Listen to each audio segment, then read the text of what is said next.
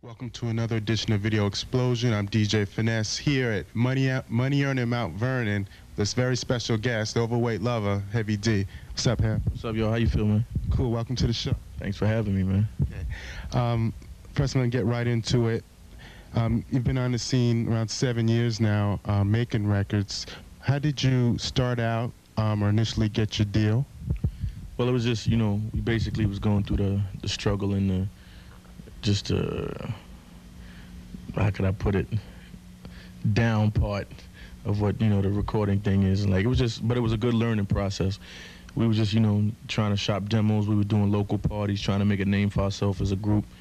And we basically just started like day by day learning different things about how to enter the record, recording business. And it was tough, but it was cool. We did what we had to do to get where we at now. Okay, and I understand you have a lot of new things going on, such as your record company you're working on. Could you tell viewers about that?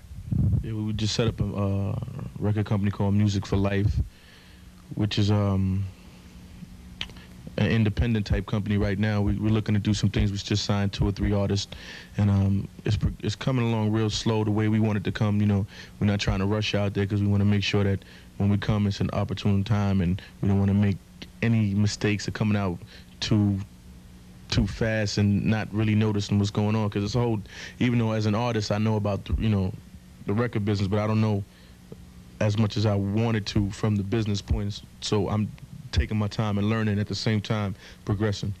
Tell us about, I think one of the artists you signed was Rob O, who is on your new album, and also was on Pete Rock and CL Smooth's last album, I believe, on The Basement, if I'm correct. Could you tell us about it? Rob O would actually sign with Pete and them, but it's all from the same family. He's incredible. He got skills, he got just a brand new kind of sound, and I think people will really be able to appreciate it because the way he works is just smooth. I can't even explain it. Cool. We'll look forward to seeing him come out so we can support him. Yeah, definitely. He'll be out soon. And in Living Color, I know you wrote the theme song and you have the rap. How'd you get that deal situated? Well, I knew I was a fan of Keenan's and vice versa, and I think this is when I met him. And he was more or less just talking about the music and telling me about he had a show coming out and he needed a theme song. He wanted me to do it, and I was more than flattered. I was like, sure, I'd love to do it, and I got the chance to work with him on that, and from ever since that, it's been like a family thing, you know what I'm saying? Whenever we came on the show, treated us real good, and when it's time to do a new one, we did it. So working with Keenan, working with all of the Waynes for real is just cool. Yeah, very talented family. Yeah, very, very, very. And your new single and video is Truthful. Could you tell us about this new record? What's it about? Truthful basically is just a guy-girl situation where the guy's deceived by a young lady or whatever. It's a typical situation, and it could be looked at. It was written from my POV, but it could also be looked at from a female's point of view too. I mean, it's a common situation amongst people, period. So I think everyone could relate to the record. Okay, well, I'd be having girls come up and be like, "Thank you for the record." You know what I'm saying? Like they've gone through that, and thanks for the record, that type of thing. Yeah, even on your last LP, Peaceful Journey, Sister Sister, one cut that I felt was deep and really said a lot for the black woman, and it came across, the message was real strong. Oh yeah, well I think that black women don't get the amount of respect that they deserve or that they're due. When I look at all these single parents out here who raise their kids, when I watched my mother struggle all these years, she's with my father, but just to watch, my parents are still together, but just how my mother went to school, went to work, and still catered to her children, to her husband, just showed an incredible amount of strength. And I felt it was time to pay homage to black women because they deserve it. Okay, and right about now, we're going to go to a new video. You could throw it in if you'd like. It's the brand new video off the Blue Funk album. It's called Truthful. Back here on Video Explosion with overweight lover, Heavy D. And Heavy, I'm going to get into the new LP that just dropped, Blue Funk. The LP is real slamming. And I noticed in this new LP, You brought on some new producers such as Tony Dofat, Skeff Anselm. What made you want to switch some of your producers from like the last round with like Marley Marl and Teddy Riley? Basically, we're just looking for new sounds. You know, Marley and Teddy are still two of my favorite producers. But, you know, like for longevity and for different sounds and artists of my caliber, not being egotistical or anything like that, just letting it be known that I could do certain things and, you know, have an opportunity to work with new producers such as Tony Dofat and Jesse West. You know, Tony Dofat, who's from Mount Vernon, and Jesse West, who's, you know, not far from Mount Vernon. It was just cool, you know what I'm saying? And, like, to work with Premier, who's somebody who I admire as a producer, it was just all flattering to me that they even wanted to work with me. So, and Skeff Anselm, and, you know, of course, my cousin Pete. So, you know, Pete Rock, and it was like, it was just cool. Like, I wanted a different type of sound, and I wanted to take it to a different direction, but at the same time still maintain what Heavy D and the Boys represent. Tell the viewers what they can expect from Blue Funk. Hopefully platinum success, but I think you'll find that it's a listening album. You know, like you'll be able to listen to the whole album all the way through. Even like the interludes are nice. It's like kind of a personal interview that's real intimate, and I get to tell people about certain things they may have questions about, and I think I answer those questions, but really on an intimate level. That way, you know it's sincere and it's believable. Yeah, I'm just looking at the cuts here. A bunch of niggas. Tell us about that. It's more a collaboration, kind of like, oh, not that the song's anyway similar to Don't Curse, but just another collaboration that seems to come off of Busta Rhymes and some other rappers. Tell us about that cut. That project was a project that I wanted to do, just have like a bunch of people on one record. And, you know, we was trying to come up with a title for the record, and somebody came in the studio and was like, well, who you got on the record? And I started naming Busta Rhymes, Robbo, Guru, Biggie Smalls, Jesse West, myself. And they was like, well, dang, you got a bunch of niggas on it. And that's the name right there. And that's how that came about. But it's just basically just a freestyle type record, just, you know, straight up hip hop record. I think everybody did a good job of it. And I'm, once again, grateful that I had the opportunity to work with other people. Yeah, it's real strong. All through the whole LP. Who's in the House? Oh, Love Sexy, definitely. Blue Funk, Here Comes the Hepster. It goes on and on.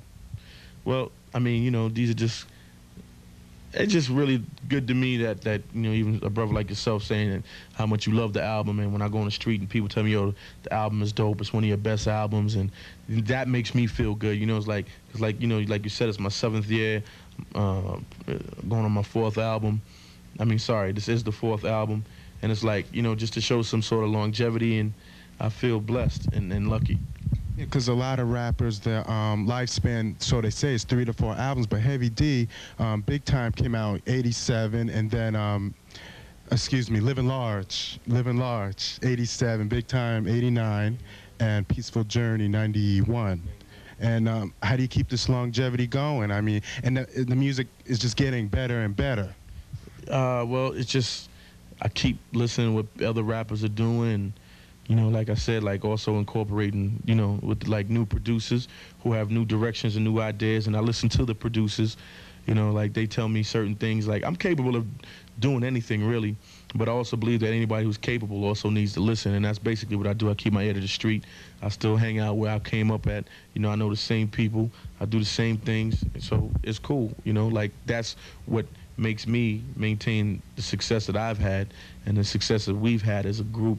Is basically just staying true to what we are. And how was it like working with Michael Jackson on Jam? Oh, that was cool. I was like, you know, you work with Michael Jackson, you know. That definitely just made me realize that I've come a long way in this, that I got a lot to be thankful for, because that's Michael Jackson, and he was looking for me, and that made me realize that, you know. That tells you something when they come looking for you. Yeah, you know, like with Janet, I approached Janet, and she was real receptive and real cool about the idea. And was like, you know, and when she finally called me to do it, I was shocked then too. You know, I was like, so like these things that happen to me is like, it's all a blessing. It's all part of me working hard, but it's a big part of, you know, a blessing, and I'm grateful for it. You've also worked with Levert, Guy, Supercat, and now also Naughty by Nature, Ready for Them off their new album. is anything in the future? Any more collaborations you're working on? Well, I'm ready to do a whole reggae album. Well, it'll be a collaboration of a lot of different artists, such as Supercat, Buju Banton, Shaba, a lot of new artists, you know, a couple other artists that I've really been dying to work with. Can't really say their names because it's not confirmed, but hopefully it'll happen, and that's my next step. And as you know, of course, TV, we're supposed to be having a TV series that's can't really talk about yet, but it'll be out like not this coming fall, but fall of '94. Movies. So my hands are full. I'm hectic right now. Okay, I'm still chilling with the Hevster here. We're about to go into the first single off Blue Funk, Who's the Man? So let's go into it on Video Explosion, Heavy D, Who's the Man? We're back here chilling with the Hevster. And Heavy, I want to ask you about one of the cuts on Blue Funk, Here Comes the Hevster. In some of the lyrics, it seemed possibly you might have been either you're making a statement or talking about certain rappers or who might have been talked about behind your back, or maybe it's just an everyday situation thing. What I'm trying to get at is there really, from listening to that song, any beef with Heavy D and any other rappers out there? Nah, I ain't got no beef with none of my peers. I got too much respect for my peers. That was basically focused towards like these so-called critics who be holding these conferences and just, you know, saying this and that. People don't even know what rap is, who've been in the game for 2 years, 3 years, who don't even know what it is. And like when I was 8 years old, that's when I started rapping. You know what I'm saying? When the Cold Crush Brothers was out, when the Force MDs was the Force MCs, you know, when Grandmaster Flash and Furious 5, you know, all of them, you know what I'm saying? Like Love Bug, Starsky, Africa Bambaataa, the whole Zulu Nation thing. So this is like basically telling them, yo, y'all don't even know what y'all talking about, so whatever you say negative towards me, you can't say nothing because I've been there and I've maintained and I'm still here, you know. You named some of the older artists who, the pioneers I should call them, who, you know, gave a lot of the rappers out today jobs. And maybe some people don't realize that or forget about some of the older artists. But you grew up listening to some of those groups. Who do you like now? What types of music or what artists do you listen to now in your, you know, your free time? Well, I'm basically like a fan, you know. I'm like the average person, like when it comes to that, like I like hit records and good music. You know, so it's not like one in particular artist that I could say that, you know, right now is my, but I have like some favorite rappers, which is like Kool G Rap, Rakim. I like Snoop Dogg and Dr. Dre now, Ice Cube. You know, I'm like the average fan. Whatever's hot, I like it. Where do you see rap going in the next few years? I mean, you know, I can't really predict where rap is going, but I know it'll be here, and I know it'll make changes and do different things, as we have been doing for the last 13 years. I mean, there's really no, like, where I could pinpoint and put a finger on the map and say rap will be here, but it's going to be here, and we're going to be successful. What would you have to say to some of the kids coming up now who want to be rappers? What advice could you give them for the up-and-coming? Well, if you wanted to, you know, get into the business, you know, you should definitely must first learn, you know, the business aspect of the business. There's plenty of books that you could read about the whole music business and all that, and definitely finish getting your education, because you definitely need smarts to win in this, because it's a dog-eat-dog game. It's a backstabbing game. You know what I'm saying? So, you know, coming here with some intelligence, people can't take advantage of you, as in life. You know, you can't, if you're smart, people just can't walk over you. So it's important that you know what you're doing and definitely get an education. And Heavy, are you going to be going on tour this spring or the summer? We'll definitely be hitting the road this summer. I'm going to go on a promotional tour starting on April 9th, which will carry me into May.